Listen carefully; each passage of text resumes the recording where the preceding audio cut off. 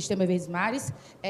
Queria falar um pouco com você sobre esse jogo, mas já projetando o duelo contra o Horizonte, porque quando foi no final da partida, os atletas já falaram muito sobre isso, sobre saber da importância, e que também, dentro desse processo da primeira fase, a gente sabe que a equipe que tem o melhor desempenho consegue o mando de campo na final do último jogo. Isso também é muito importante dentro da competição. Queria que você falasse um pouco, projetando já o jogo contra o Horizonte, e também que você falasse da limitação de atletas. Hoje a gente percebeu que estava bem limitada a questão do banco de reservas, você improvisou ali o Crispim do lado esquerdo, uma coisa que ele já fez. Eu queria que você desse um resumo dessas duas situações. Obrigada. Bom, boa noite. Realmente essa é uma questão que a gente tem trabalhado em cima dessa limitação de atletas. É um processo ainda de avaliação do clube, de elenco, de chegadas, de reestruturação. Eu tinha alertado isso até na quinta-feira depois do jogo, né, que não seria um jogo de tanta intensidade, porque é humanamente impossível em 12, 13, 14 dias de trabalho, já são 3 jogos e um jogo de quinta para domingo sem ter a condição ainda de rodar o elenco pelas ausências hoje do Mancuso, do Kusevich, né, jogadores que chegaram recentemente como Rian, Luan, então são situações que a gente talvez consiga no jogo de quinta-feira contra o Horizonte avaliar um pouco melhor. E eu acho que é isso, é uma situação de cada vez. Primeiro, o mais importante era a gente buscar essa classificação, agora vamos trabalhar para que seja em primeiro do grupo, depois nós vamos trabalhar a próxima fase. Eu acho que esses são os processos aqui dentro do Fortaleza. Depois, como eu falei desde o início, né, a gente não falar do segundo semestre, da competição mais importante, mas viver cada momento por etapas, sabendo que ainda é um processo de construção de ideias e reconstrução de várias situações, né, do clube, principalmente essa do elenco. Mas a gente não vai ficar aqui lamentando as dificuldades, né, de não ter um ou não ter outro. A gente vai criar alternativas e oportunizar atletas que estão dentro do elenco para mostrarem para nós aí de que maneira a gente pode utilizá-los ao decorrer da competição e fazerem parte desse processo. Carpini, boa noite, Aloysio Lima, Rádio Assunção, estamos ao vivo. 3 jogos, primeiro 0-0 contra o Ferroviário, segundo 4-0 diante da equipe do Quixadá e agora 1-0. Qual a avaliação que você faz desses 3 jogos e aonde o Fortaleza vai tentar reforçar, já que você talvez tenha esse estudo aí para ver onde o Fortaleza necessita de reforços ou reforços? Bom, a avaliação ela é positiva, não tem como ser diferente, né? A gente conseguiu, em pouco tempo de trabalho, essa sequência de jogos tão recente, tão de início de temporada, mudar alguns comportamentos dentro daquilo que a gente acredita, propor as ideias para os atletas e a aceitação, isso que me deixa mais feliz e otimista com a nossa temporada, a maneira que eles estão abertos a tentarem fazer, mesmo no cansaço, mesmo no limite, aquilo que é proposto, nos comportamentos com e sem bola. Claro que muita coisa a evoluir, a melhorar, né? Hoje a partida de hoje a gente poderia, talvez no primeiro tempo, com um pouquinho mais de capricho, ter terminado as jogadas melhores e ter feito um placar mais seguro no primeiro tempo e levar um segundo tempo onde fisicamente nós sentiríamos de maneira mais tranquila. Então, tudo isso são pontos que ainda estão no início da temporada e são totalmente compreensíveis. A gente já tem em mente aquilo que nós precisamos, os setores que são carentes, vocês também estão vendo as nossas necessidades, isso é notório. Mas o clube tem trabalhado muito nisso e tudo dentro do Fortaleza existe um processo, né? Às vezes a gente lê algumas coisas que não está nos planos do Carpini. Chegadas, saídas, permanência, é tudo avaliado num processo multidisciplinar dentro do clube, de pessoas muito capacitadas, departamento técnico, diretoria, CEO, diretor de futebol, comissão técnica. Então não é a figura de uma pessoa que toma as decisões no clube. E dessa maneira a gente tenta minimizar os erros. E por isso que a gente está atento às oportunidades do mercado. Claro que tem situações acontecendo, mas a gente tem que ficar em sigilo para que nada atrapalhe pela dificuldade, pela concorrência do mercado, né? Então a gente está trabalhando muito nisso. Carpini, aqui, ó, Luiz Eduardo Gomes, TVC Esporte. Você falou aí que o time ainda vai ao mercado, enfim, tem necessidades, e a gente percebe isso acompanhando o jogo ali também da beira do gramado, mas eu queria entender na sua visão, né, se você já vê o Fortaleza com espinha dorsal, porque assim, você falou que iria fazer algumas mudanças, e elas aconteceram hoje, 2 mudanças pontuais, você me corrige se eu estiver errado, saíram o Mancuso, né, no departamento médico, e o Rodrigo também, Lucas Crispim atuando na lateral esquerda, você também propôs uma variação até também do jogo passado, Cardona também atuando pelo setor esquerdo ali no segundo tempo.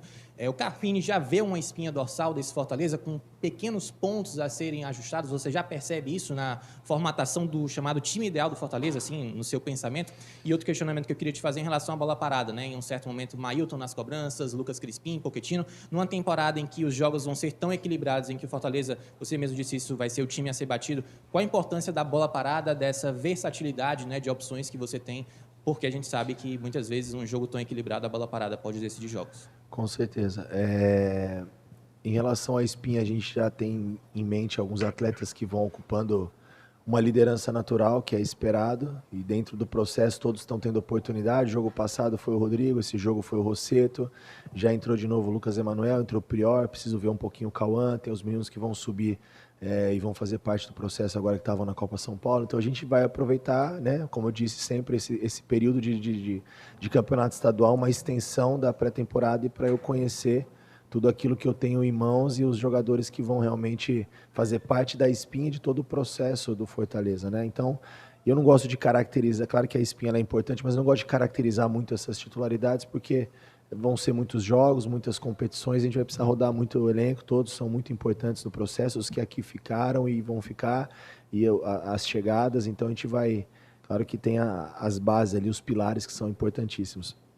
Em relação à bola parada, eu ainda estou deixando algumas coisas à vontade, né? A bola parada ofensiva, por exemplo, a gente criar um pouco mais de alternativas de mexer na bola, que nós não tivemos tempo de quinta para domingo para treinar.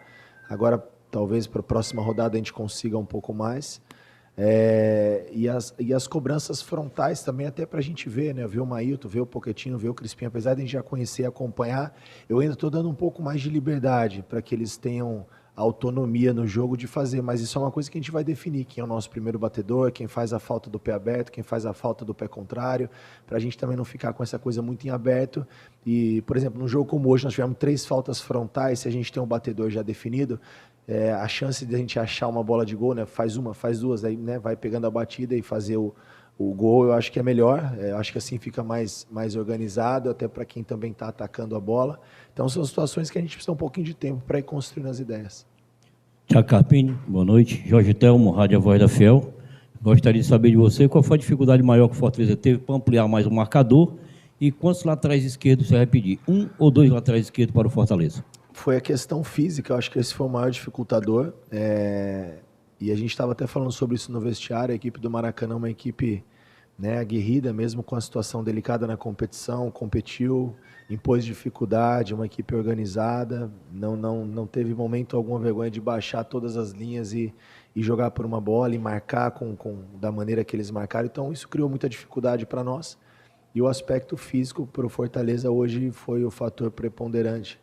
E talvez algumas tomadas de decisões, como eu disse, mesmo no primeiro tempo, mesmo no segundo com um cansaço maior, nós tivemos algumas boas oportunidades de finalizações ali dentro da área, jogadas que a gente precisa trabalhar para acabar elas melhores e terminar em gols, e aí com isso ter um jogo mais tranquilo. Em relação a laterais, a gente trabalha primeiro para ter um, né? Então a gente primeiro precisa, claro que 2 é o ideal, mas como eu disse, a gente tem situações acontecendo, vamos um de cada vez, chegando um já tá bom, enquanto não chegar também, nós temos ali talvez no próximo jogo já o Mancuso de novo em condições, vamos ver como é que evolui. O Crispim hoje mostrou para nós que pode quebrar um galho em alguns momentos e também a gente cria uma alternativa de jogo com ele ali, não só quebrando galho, mas ideias. Então acho que vamos trabalhar em cima disso, da primeira chegada, depois a gente vai vendo a necessidade. Professor Carpini, boa noite. Lucas Ochoa, do portal 1918. Há uma semana atrás, você falou que o grande problema era ter um zagueiro disponível, né? Só tinha um zagueiro contra o Ferroviário. E 3 jogos após, você tem uma dupla de zaga, pelo menos na minha cabeça, quando eu vejo você montar o time ajustada e o time sem sofrer gols. Eu quero sua avaliação sobre isso. Porque os 3 primeiros jogos o Fortaleza não tomou gol. E isso sim é importante até porque o começo de um esquema tático de um time vem do setor defensivo. Não, importante, mas tem outro fator que a gente tem procurado trabalhar muito, que é a nossa pressão dos atacantes e dos homens de meio para que facilite essa questão defensiva, né? Você vê no jogo de hoje, enquanto teve perna para fazer, nossos meias, nossos extremos, Moisés, Pochettino, Bareiro, pressionando muito, reagindo rápido no comportamento sem a bola, isso sem dúvida vai facilitando nosso sistema defensivo. E eu acho que é uma situação que a gente tem trabalhado e falado muito para os atletas, acostumar, né, a não sofrer gols, a vender caro essas situações, porque a gente vai sempre criar muitas situações pela capacidade que nós temos. Professor, boa noite a todos. Miguel Júnior, da Rádio Povo CBN. Nessa semana de 3 jogos, domingo, quinta e domingo, você disse muito bem, hoje a perna pesou. Hoje o time não teve aquele ritmo que sempre teve nos 2 jogos anteriores. Do jogo do Ferroviário para o Quixadá, você fez 2 mudanças. Do jogo do Quixadá para o jogo do Maracanã, 2 mudanças. Você está mantendo uma base, uma espinha dorsal de time. Nas minhas anotações aqui, você utilizou nesses 3 jogos 20 jogadores. 20 jogadores utilizados. E como frisou o companheiro, o time não tomou gols ainda. Goleiro é bom, para o goleiro é bom para todos não tomar gols. Agora, tem um jogador que parece que ele não está na pré-temporada, não.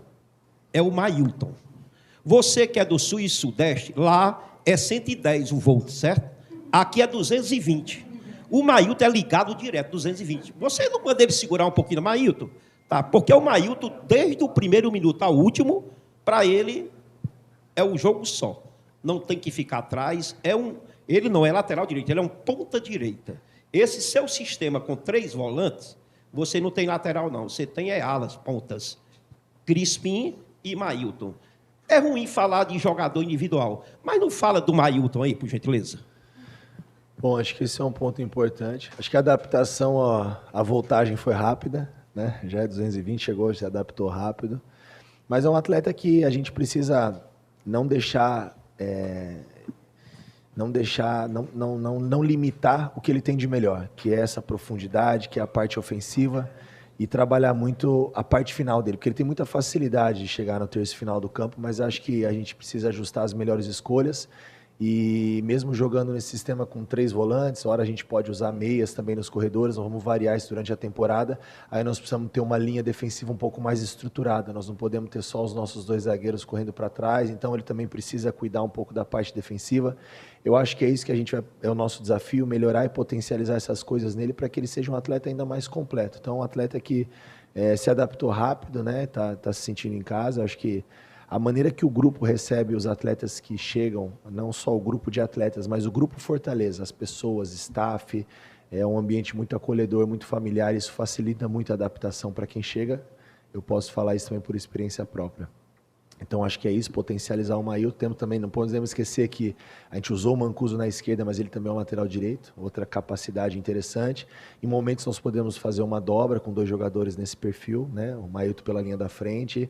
Enfim, são alternativas que o clube vai dando para nós nessa montagem para que a gente possa ter situações variadas aí ao decorrer da competição.